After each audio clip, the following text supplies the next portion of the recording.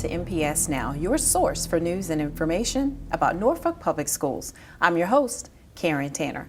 And with me today is Sonia Steels, Senior Associate Commissioner for MEAC. Welcome to NPS Now. Thanks, Karen.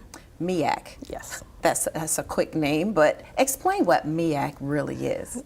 MEAC is the Mid-Eastern Athletic Conference, and we're made up of 13 outstanding institutions, ranging from Delaware State all the way down to Florida. And we have 13 institutions within our conference.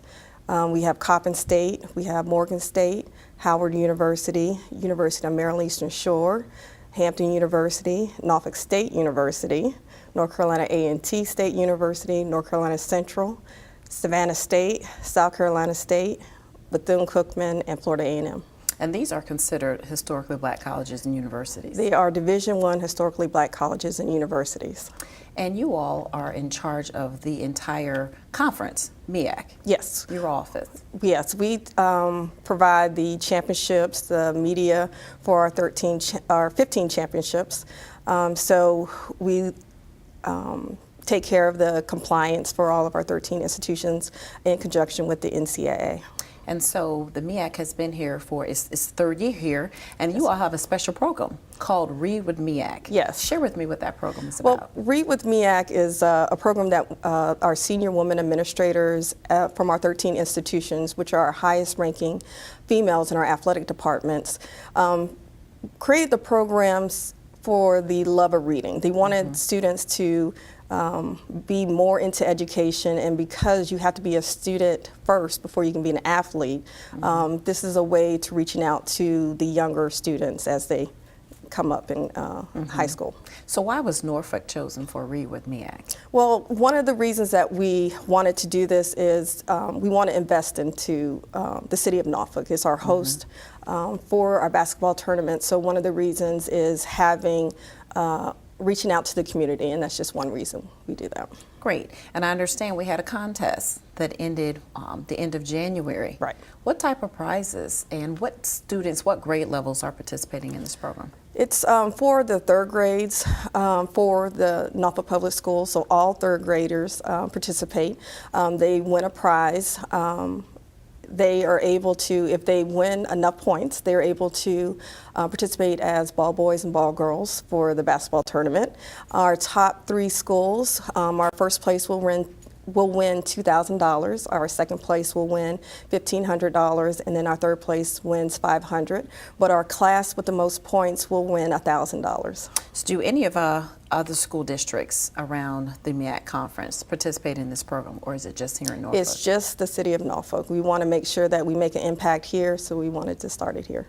How has the response been with us participating in this program? Oh, great response with the superintendent attending, the teachers, the kids, and when they win, you know, the points, just seeing them and their parents, just grateful and thankful for participating, and just the smiles on the students' faces, just a lot for us. And the prizes that they've won, I've seen checks for like $1,000, I think. Yes. What are the prizes? The prices? It's $2,000 for our first place winner, $1,500 for our second place, and then the third place is $500, and then again the classroom gets $1,000 for the top winner.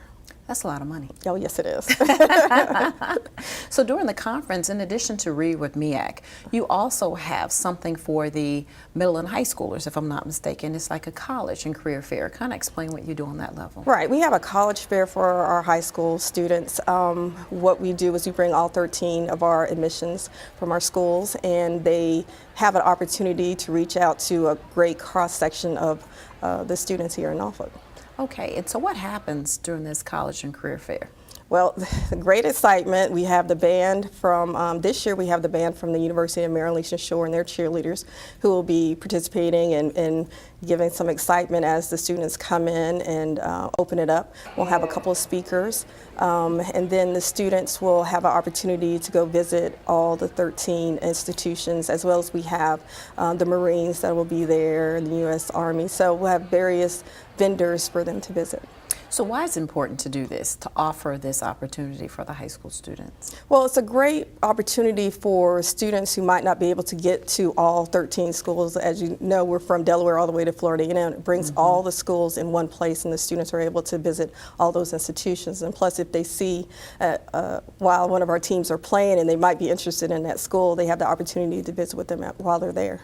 And that college fair was like a real intense, high energy type of event where students were going from table to table, speaking to the folks, and some of the students, were they doing on-site admissions and giving full scholarships at that time? Right. It actually it's a great opportunity for those students who have not quite picked where they want to go. If they bring their test scores and they bring their transcript, they were able to get admitted right there and hopefully get a scholarship while they're there. So you definitely going to be doing some on-site admissions and some on-site scholarships. Yes, indeed. Wonderful. And I know was it Alcorn State, I think last year, gave away a big scholarship. Or was it FAMU? It was Florida A&M. Alcorn is in the SWAC, but not one of our schools, but Florida A&M, yes, definitely. Okay, great. And I think our students really enjoyed that day. So this year, what are you all doing? Are you doing anything different from what you did last year with the college and career fair? No, it should be pretty much the same. We anticipate having more interaction, giving the students more opportunity to visit with the institutions. And then as well, if I didn't mention it before, the students are able to go watch the basketball game at the end of the college fair. So. Great, and I know our students love that. Yes. What do the universities think that are set up on display about being able to come here and represent and possibly pull some of our students from Norfolk there? Well, again, it's a great opportunity to see 600 plus students at one place and able to brand their institution. Not only, having athletics is a way to brand the university. So while they're there to watch sports, they're able to come and visit their a great institution. Right. So how do you see this partnership progressing in the future? Well, as you know, the MEAC will be here in Norfolk for the next 3 years. Starting from 16 all the way to 18. So we intend to do more programs that will impact the community. We want to invest in the community while the community invests in the MEAC.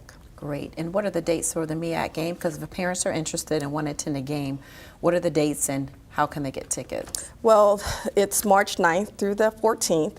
You can go to any of our institutions, but you can come to the Mid-Eastern Athletic Conference or visit meacsports.com or meachoops.com. Great. Well, thank you, Sonia, for coming on the show and sharing with us Read with MEAC. And I guess we're going to be participating with you for the next 3 years. You sure will. Thank you, Karen. Thank you for coming on the show. We want you to stay tuned for more NPS Now.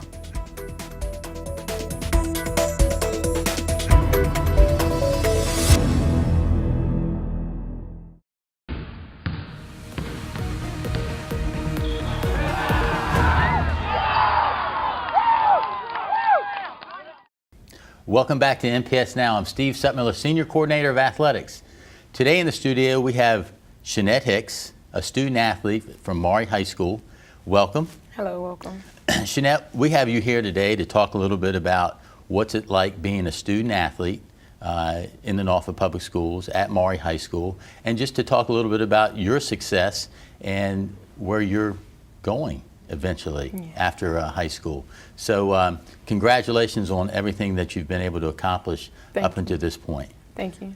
All right, let's start with the first part of this as a student.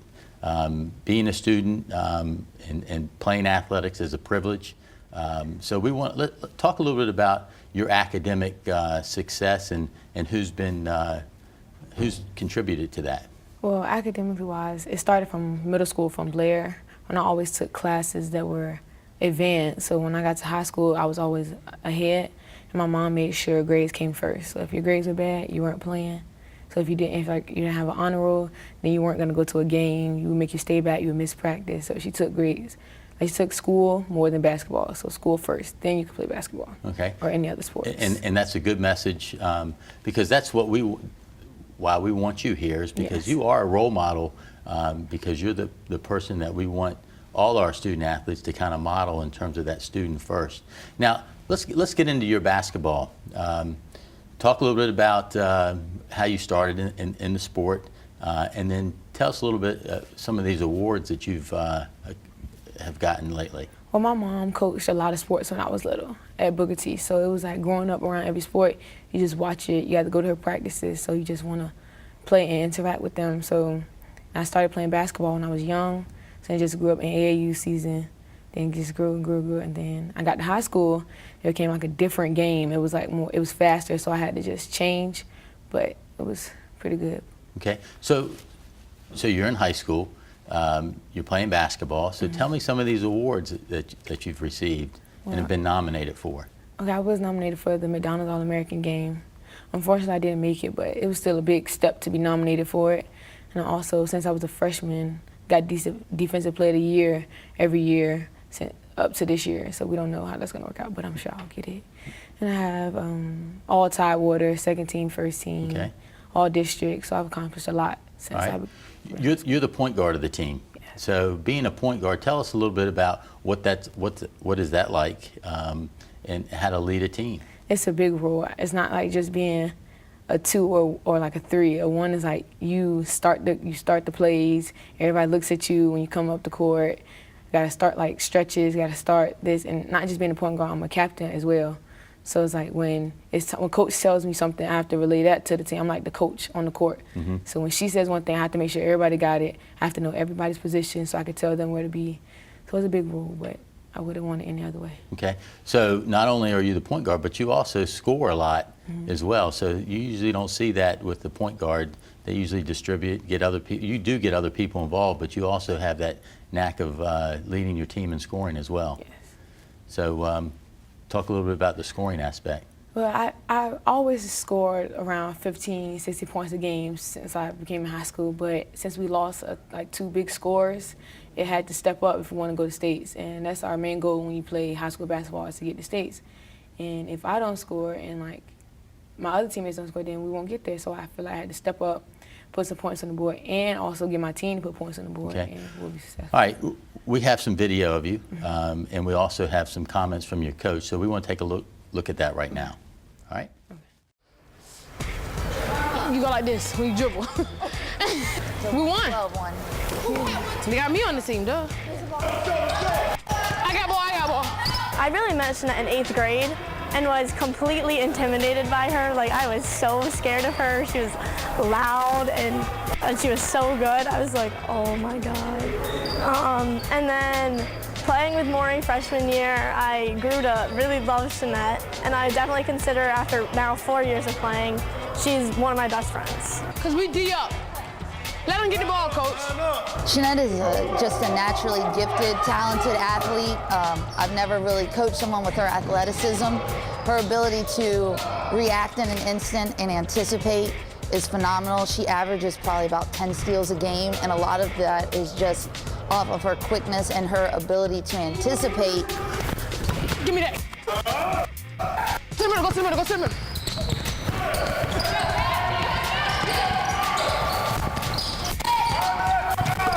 Open, I got you, open.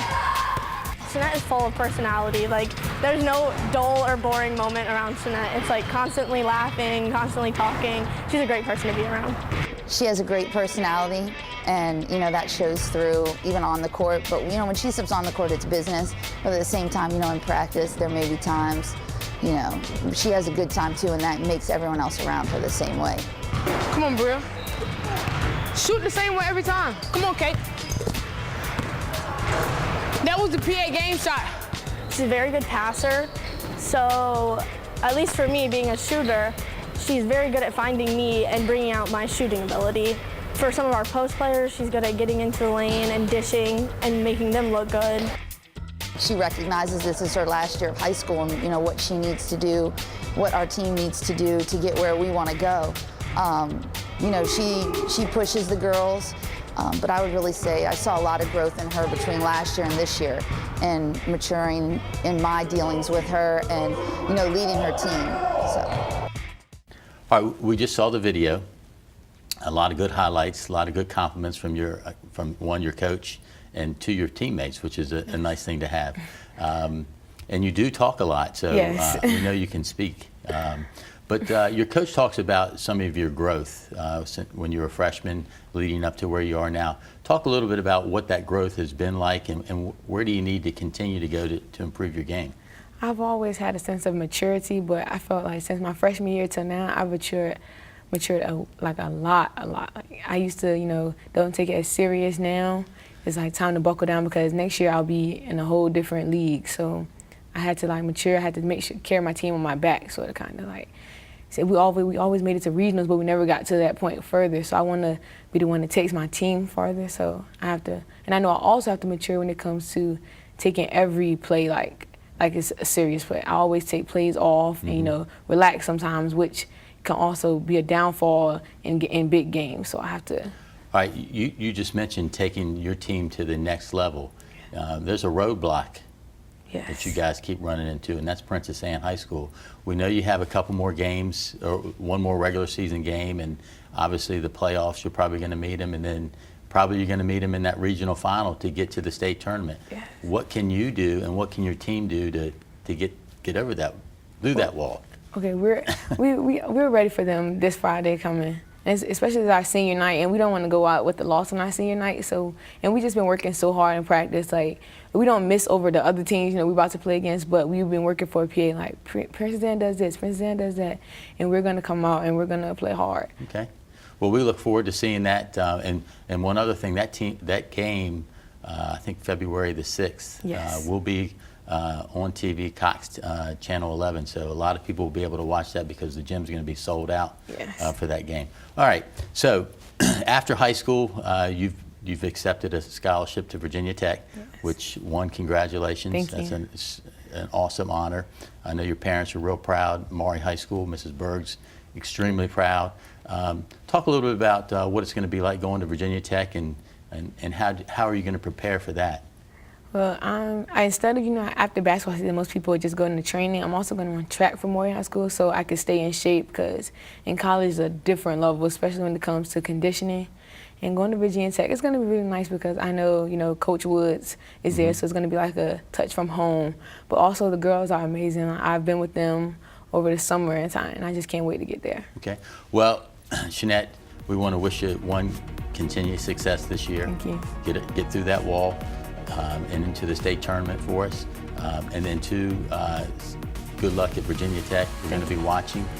So Norfolk Public Schools are very proud of your accomplishments. Thank you. All right. More NPS Now after this.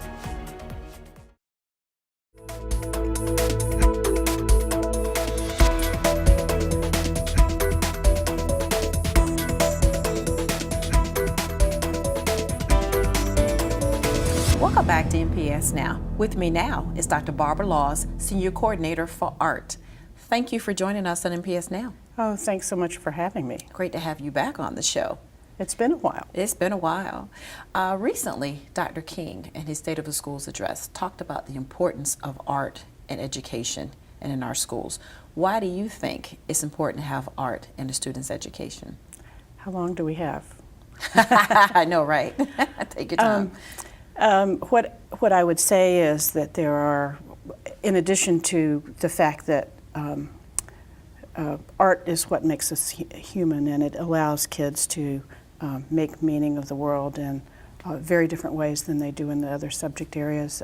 It allows them to express themselves. It allows them to make personal connections to a variety of subjects, including those a variety of topics, including those in other subject areas, particularly at the elementary level. So there's that, but there's also the ability to take specific skills which they gain in habits of mind, if you will, studio habits of mind, like being able to envision, which is something that's very important in engineering and other kinds of things, being able to observe, persistence, because they have to move through independently in a lot of cases. They have to move through challenges and projects that they're doing. So there are a variety of things. They learn about the world And for a lot of our students, that's very important because you're providing a rich visual context for them so that they have a better understanding of people outside of Norfolk, Virginia. And you've been with the district for a very long time. How many years? This is my 41st. 41st Yes. year. How has the art program changed through these years? The field of art education has changed, and so the field of, so our art program has changed. We're very fortunate. When I taught elementary art for 18 years, and when I taught art, I was on a cart. We didn't have as many art teachers, and now we have more art teachers. They're able to do sequenced instruction over the period of time. Lessons can connect to each other, so we can teach through the artistic process. We've moved more towards teaching with content, making it richer, making helping kids have more personal connections to their art. So do all grade levels participate in art, and if so, what type of activities are they working on? K through 5, all students receive sequenced art instruction, and there are new standards of learning, which were adopted in 2013, revised standards of learning. And so we, even in elementary, at kindergarten, we have a strand of observational drawing that starts. So they do the regular building of artistic skills. But they also have sketchbooks and portfolios that they have, even starting at that grade level. So they're very sequenced, and we scaffold all of our instruction. We make sure that they need to put their art tools in their toolkit that they can carry forward to their next lessons. So the artistic process is really important. You asked about your last question about how things have changed. We're not doing isolated activities anymore at the elementary level because we found, or at least for the most part, because we found that we had to unlearn them at the middle school level. The middle school level, they have exploratory, and so they can have an option of taking it a half a year at the 6th grade and 7th grade. They also have Art 8, or they can start with their high school graduation credit course, which is Art 1 Foundations at the 8th grade level. And in the high school level, in addition to offering again the Intro to Art piece, it's divided into 3 strands: crafts, they make choices, crafts, sculpture and ceramics, or drawing. And then we have, in addition to that, we have a strand of photography. Yeah, and so after 41 years, That's you've more seen than you a lot. wanted to know, right? That's a lot of good information. Also, I've even seen on the pre-K level, I got a cute little email from a teacher where the parents and the pre-K students were making dinosaurs. Very creative. Well, art is a really important piece of early elementary instruction, even pre-kindergarten and earlier than that, because through the scribbling and developing motor skills and learning about what's up and down and right and left and directional, they begin to work their way towards literacy and being able to recognize letters and numbers and so forth. Well, March is right around the corner. It is. It's Youth Art Month. It is. Tell us what's going on that month. Well, you know, it's funny. Every year at the beginning of January, I put up a list of second semester activities, and it's going to be a very busy time. In March, we have an exhibit at the airport, and we also have an elementary exhibit at the Norfolk Fitness and Wellness Center with a reception for the young artists who have work up. And then we need to submit our resolutions to the school board, which we do, and to City Council as a proclamation of Youth Art Month, which typically is done. And then in individual schools, there are a lot of special activities planned. I know of a couple of schools that are having school-wide art shows, so that they'll have a piece up of artwork during the show from every student in the building, which is really quite a task. So what about the Fine Arts Festival? The Fine Arts Festival. That's a really exciting time. That's on May 9th, as I remember. It's the second Saturday in May, and we hope to see you guys there. We do musical performances. We begin in the morning, and in the afternoon, continue till fairly late in the afternoon. We have, in addition to musical performances, all city and individual groups from across the city. We have an art show, which usually involves probably about 600 pieces that the art teachers collaboratively hang.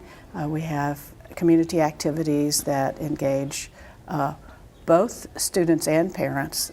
We have parents who sit down and build with blocks and so forth, and we have students who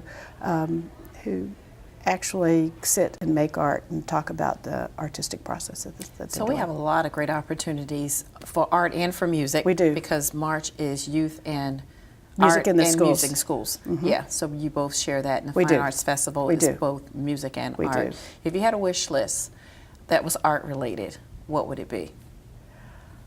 Oh my. If I had a wish list, at the top would be having folks understand the benefits that students get, and really understanding that life is a lot like an art problem, where you have to develop your understanding of what the problem is, formulate it, identify the problem, and then begin to synthesize the information around you and make a Um, decision. Unlike multiple choice tests. But using art. But the using concepts of art, the concepts of art. it's Life is visual. not like a multiple choice test. Most often you don't have the answers provided for you. You have to figure out what they are, and using your own best judgment. From a which they're visual doing, perspective. in the classroom. Great. Thank you, Barbara, for coming on the Oh, show. thanks so again. much It's for great having to have me. you sharing some great information. Thank We'll help you. promote more of that information as that time comes up. That's great. Thanks so much for your support. We always appreciate it. Thank you again.